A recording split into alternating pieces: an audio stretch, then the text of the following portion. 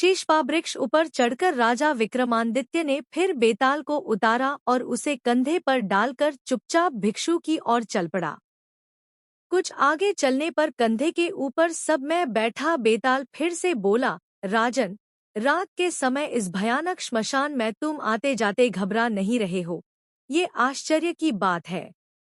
लो राजन, तुम्हारे जी बहलाने के लिए मैं तुम्हें फिर एक कथा सुनाता हूँ। पाटलिपुत्र नामक एक जगत विख्यात नगरी है। प्राचीन काल में वहाँ विक्रमकेसरी नामक एक राजा था, जिसके पास में ऐश्वर्य की सारे सामान मौजूद है। उसका खजाना बहुमूल्य रत्नों से हमेशा ही भरा रहता था। उसके पास एक तोता था, जिसने श्राप के कारण यहाँ जन्म लिया था। वह तोता समस्त शास्त्रों का ज्ञाता था और दिव्य ज्ञान से संपूर्ण था। उस तोता का नाम था वीदग्धचूड़ामणि। उस तोते के परामर्श से राजा ने अपने सामान कुल वाली मगध के राजकुमारी चंद्रप्रभा से विवाह किया था। उस राजकुमारी के पास भी सौमिका नामक की वैसे ही मैना रहती थी, जो सारे विज्ञानों के बारे में जानती थी।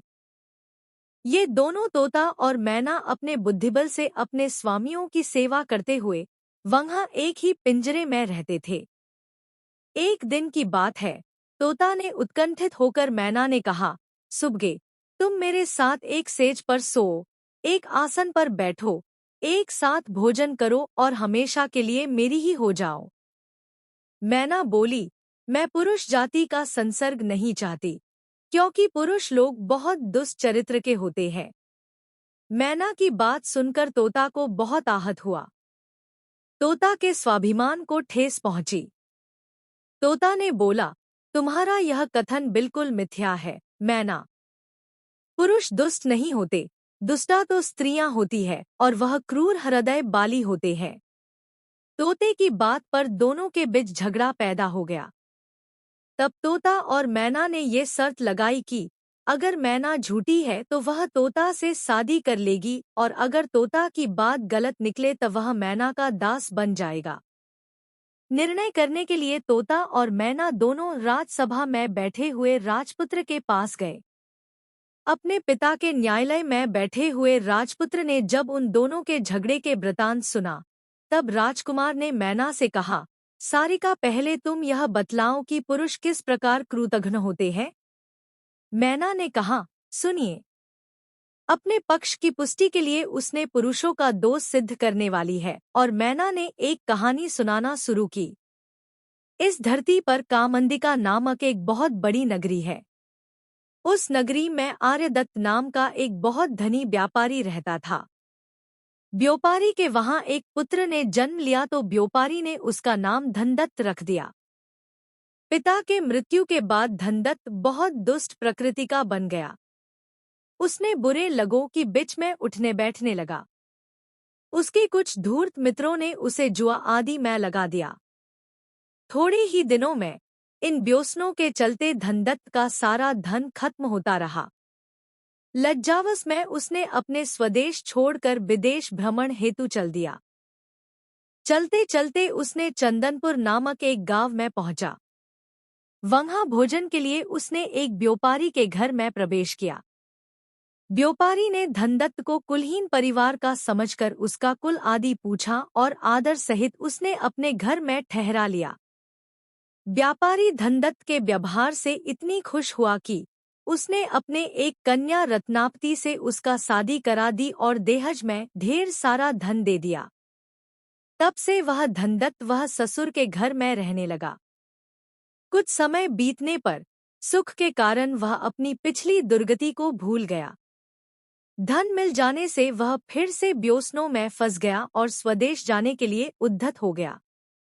रत्नापति अपने माँ और बाप की इकलौती संतान थी, अतः वह व्यापारी ने रत्नापति को अपने पास से दूर जाना नहीं चाहती था, किंतु वह दुष्ट बहुत कष्ट से किसी तरह उसे अनुमति देने के लिए विवश कर दिया। अनंतर एक वृद्धा के साथ गहनों से अलंकृत अपने पत्नी को लेकर वह उस देश से चल पड़ा। चलते चलते उन लोगों ने बहुत दूर तक जंगल में जा पहुँचे। वहाँ चोरों का भय बताकर उसने अपने पत्नी से सारे गहने लेकर अपने पास रख ली। धन के लोभ से वह पापी ने अपनी गुणवती पत्नी और वृद्धा को एक खंदक में धकेल दिया। खंदक में गिरते ही वह बुढ़िया तब मर गई, किंतु झाड़ियों में उलझ जाने के कारण उसका पत्नी नहीं मारी। किसी तरह वह रोती बिखलती उस खंदक से बाहर निकल आई। रत्नावती की शरीर क्षत हो गया था। जगह जगह से राह पूछती हुई रत्नावती ने किसी तरह अपनी पिता के पास पहुंच गई। अचानक उस रूप में रत्नावती लौट आने पर उसके माता पिता सदमे में आ गए। उन लोग ने कारण पूछा तो रत्नावती ने कहा, पिताजी, डाकुओं ने हमें रास्ते में लूट लिया। वह मेरे पति को बांध कर ले गए।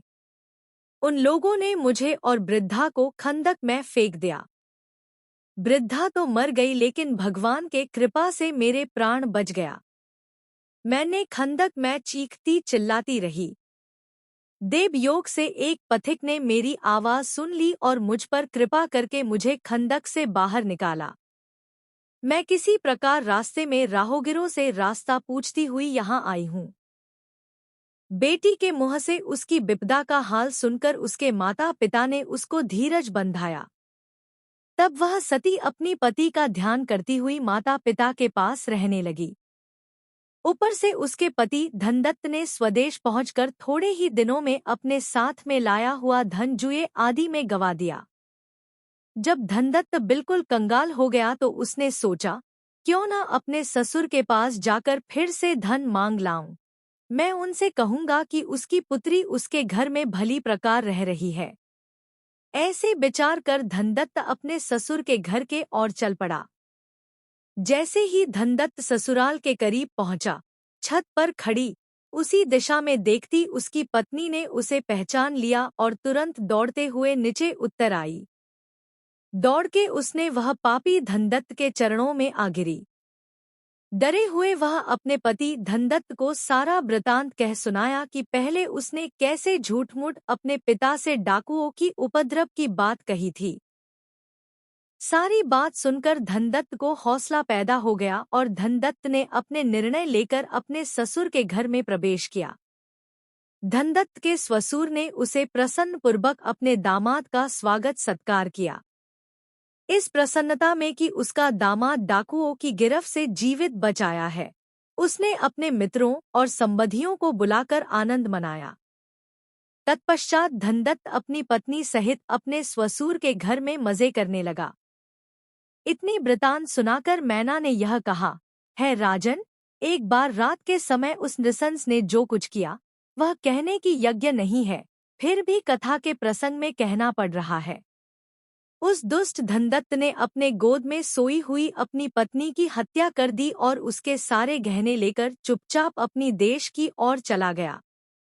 जब मैना ने आक्षेप लगाया कि पुरुष ऐसे होते हैं, तो राजपुत्र ने तोते से कहा, है तोता, मैना ने अपनी बात सारी कह चुकी है, अभी आपको जो कहना है वह कहो। तब तोते ने उसे यह कथा सुनाई। तोता बोला, है देव, स्त्रियां बहुत भयानक साहस बाली, दुष्चरित्रा और पापीनी होती है। इस संदर्भ में आप यह कथा सुनने की कृपा करिए। हर्षपति नगरी में एक धनवान बनिया रहता था। बासुदत्ता नाम की उनकी एक कन्या थी, जो अत्यंत सुंदर थी। बनिया अपनी बेटी को जान से ज्यादा प्यार करता था। उसने अपने कन्या का विवाह समुद्रदत्त नाम का एक स्वजातीय युवक के साथ करा दिया, जो एक सज्जनों के निवास स्थान ताम्रलिपि में रहता था। समुद्रदत्त एक सज्जन था। समुद्रदत्त बासुदत्ता के समान रूप यवन बाला था। सुंदर स्त्रियां इस तरह देखती थी जैसे चंद्रमा को चकोर देखता है। एक बार जब बासुदत्ता की पति देश में था और उसने अपने पिता के घर थी, तो उसने दूर से एक पुरुष को देखा। उस सुंदर युवक को देखकर वह चंचल स्त्री कामतूर हो गई और अपने सखी द्वारा वह युवक को गुप्त रूप से बुलाकर उसके साथ गुप्त रूप से काम क्रीड़ाएं की। उसके बाद भी वह स्त्री गुप्त रूप से उनको बहुत बार मिलने लगी। इसकी उस सखी के अलावा उसकी और उस युवक की करतूतों के बारे में पता न चला। एक दिन उसका पति उसका देश से वापस लौटा तो उसका सास ससुर ने उसका बहुत आदर सत्कार किया और उचित मान सम्मान दिया। अपनी इकलौती कन्या बासुदत्ता के पति होने के कारण उनके लिए वह सबसे प्रिय व्यक्ति था। वह सारा दिन उत्सव उल्लास में ही बिता। रात में बासुदत्ता की माता ने उसका बेटी को सजा सावर कर उसके पति के शयन कक्ष के अंदर भिजाया, किंतु एक ही सेज में सोकर भी वह अपने पति के प्रति उसने अनुरक्त न हुई। दूसरे पुरुष में मन लगा रहने के कारण पति के आग्रह करने की बाद में भी वह नींद आने की बहाने वह सेज पर पड़ी रही। तब रास्ते की थकावट और मदिरा का नशे से चूर उसके पति को जल्दी से नींद आ गया। धीरे धीरे ही घर के सब लोग सो गए, लेकिन करवट लिए बासुदत्ता जागते हुई अपनी प्रेमी के सोच में खोई रही। तभी एक चोर उसके महल के अंदर दाखिल हुआ और वह बासुदत्ता को जगता हुआ महसूस कर वह एक अंधेरे कोने में सिमट कर खड़ा रहा। बासुदत्ता अपने प्रेमी से मिलने के लिए व्याकुल हो रही थी। उसने अपनी प्रेमी से दिन में ही यह मालूम कर लिया था कि रात के समय उन दोनों को कहाँ मिलना है। अतः वह चुपचाप उठी और खूब सारे गहने पहनकर सज संवर कर अपने प्रेमी से मिलने महल से निकल पड़ी। यह देखकर उस चोर को बहुत आश्चर्य होने लगा। उसने यह सोचने लगा कि जिस गहनों की चोरी के लिए मैं यहाँ आया हूँ, वह सारे गहने पहनकर यह स्त्री बाहर जा रही है। रास्ते में उसका पूरा गहने में चुरा लूंगा। यह सोचकर वह चोर भी चुपचाप बानिकपुत्री पर नजर रखता हुआ छिपकर उसके पीछे चलने लगा। कुछ दूर जाने पर वह चोर ने देखा कि बानिकपुत्री की एक सखी उसके लिए कुछ फूल मलाएं लिए एक उद्यान में घुस गई, जहां उसके प्रेमी ने उसको मिलने के लिए वचन दे रखा था। बासुदत्ता जब प्रेमी द्वारा बताए मिलने स्थल पर पहुंची तो उसने अपने प्रेमी को एक वृक्ष के ऊपर मृत लटकता हुआ देखा। हुआ ये था कि जब वह युवक चोरी छिपे उद्यान में प्रवेश कर रहा था तो नगर रक्षक ने उसे कोई चोर समझा और उसे पीट पीट कर मार डाला। फिर उसने उसी उद्यान में उसके गले में फांसी का फंदा डालकर उसे वृक्ष से लटका दिया। अपने प्रेमी को इस अवस्था में देखकर बासुदत्ता स्तब्ध हो गई। वह रोती हुई चीख पड़ी, हाय मैं मर गई। उसके बाद वह भूमि पर गिरकर करुण स्वर में विलाप करने लगी। जब वह कुछ चैतन्य हुई तो अपने प्रेमी को वृक्ष से उतारकर भूमि पर रखा और उसे फूलों से सजाया। प्रीति और शोक से उसकी हृदय विवेक शून्य हो गया था। उसने उस निष्प्राण शरीर को आलिंगन किया और उसका मुंह ऊपर उठाकर वह जैसे चुंबन करने चली, तभी उसके प्रेमी ने, जिसके शरीर में बेताल प्रवेश हो गया था, अचानक अपने दांतों से उसकी नाक काट लिया। पीड़ा में तिलमिलाकर बासुदत्ता तुरंत उससे दूर हो गई। लेकिन इस विचार से कहीं ये जीवित तो नहीं है। वह अभागिनी फिर से उसके करीब जाकर देखने लगी। जब उसने देखा कि उसके शरीर से बेताल निकल गया और वह मृत है, तब वह डर गई और हारी सी रोती हुई धीरे धीरे महल की ओर चल पड़ी। उस चोर ने छिपकर यह सारी बातें देख लिया। उसने सोचा, इस पापीनी ने यह क्या किया। ओरे, स्त्रियों का हृदय तो बहुत भयानक, घने अंधेरे से भरा, अंधेरे कुनिये के सामान और बड़ा गहरा रहता है। चलूं, देखूं, अब ये क्या करती है। ऐसा सच कर कौतूहल बस होकर उसने दूर से ही उसका पीछा करने लगा। बानिकपुत्री ने उस कोठरी तक पहुंच गई जहां उसका पति सोया हुआ था। तब बानिकपुत्री ने जोर जोर से चिल्लाने लगी, बचाओ, बचाओ। पति के रूप में यह पुरुष ने मेरी नाक काट दिया। इसी तरह बार बार उसका रोना चिल्लाना सुनकर उसका रिश्तेदारी और माता पिता सभी घबराए हुए उसके कमरे में वह लोग पहुंच गए। वहां पहुंचकर जब उसका पिता ने इसकी कन्या की नाक कटी हुई है, उसकी नाक से रक्त बह रहा है, तब उसका पिता ने क्रोध में आकर अपना दामाद को भार्यद्रोही समझकर रस्सी से बांध दिया। बासुदत्ता की बातें सुनकर उसका पिता और अन्य सभी लोग समुद्रदत्त के प्रतिकूल हो गए। अतः उसने बांधे जाने पर भी उसने कुछ भी नहीं बोला। इसी हो हल्ले में रात बीत गई। तब सब कुछ जनता हुआ भी वह चोर कुछ भी ना बोला और चुपके से वहां से चला गया। समुद्रदत्ता के स्वसुर वह बनिया उसको और उसकी नाक कटी हुई बेटी को लेकर राजा के दरबार में पहुंचा। सारी बात सुनने के बाद राजा ने समुद्रदत्त को दोषी मानते हुए उसे प्राणदंड की आज्ञा दे दी। अनंतर जब बांध के उसे बधस्थल के ओर ले जा रहा था, तब वह चोर राजा के आदमियों के पास आकर बोला, है अधिकारियों, अकारण ही इस व्यक्ति को प्राणदंड नहीं देना चाहिए। ये युवक निर्दोष है, मैं सारी बात जानता हूँ। आप लोग मुझे राजा के पास ले चलो, जिसके द्वारान में उनको सब कुछ वृतांत कर सकूं। उसके ऐसा कहने पर राजा के कर्मचारी ने उनको राजा के सामने लेके गए। वहां अभयदान मांगकर उस चोर ने आरंभ से उसी रात की सारे बातें कह सुनाई। उसने राजा से कहा, महाराज, यदि आपको मेरी बात पर विश्वास ना हो रहा है तो सत्य की स्वयं जांच करवाइए। उसके कटी हुई नाक अभी भी उस सब की मुंह में ही है। यह सुनकर राजा ने देखने के लिए अपने अनुचरों को उद्यान में भेजा और जब सच्चाई मालूम हुआ तो उसने समुद्रदत्त को रिहा कर दिए। राजा ने भी इस दुष्टा पत्नी के कान भी कटवा दिए और उसे देश से निकलवा दिया। उसने उसकी स्वसुर के सारे धन संपत्ति जब्त कर ली। इतना ही नहीं, उस चोर पर प्रसन्न होकर राजा ने उसको नगर का अध्यक्ष में ही नियुक्त कर दिया। इतनी सी बात सुनाकर तोते ने राजा से कहा, है राजन, इसी संसार में स्त्रियां ऐसी दुष्टा और स्वभाव से विषम होती है। इतना कहते ही उस तोते पर से इंद्र का श्राप चला गया और वह चित्ररथ नामक एक गंधर्व बनकर दिव्य शरीर धारण कर स्वर्ग को चला गया।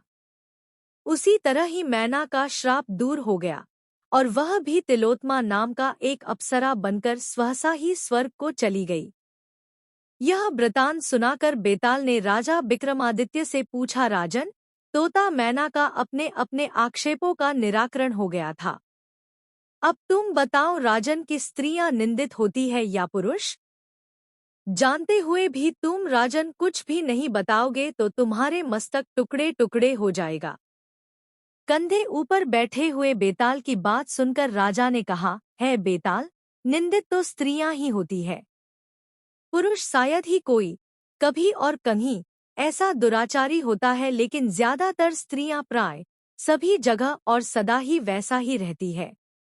राजा विक्रमादित्य की ऐसी कहने पर बेताल पहले की तरह फिर से राजा के कंधे से गायब हो गया। राजा भी उसे वापस लेने के लिए फिर से उसी वृक्ष की ओर चल पड़ा।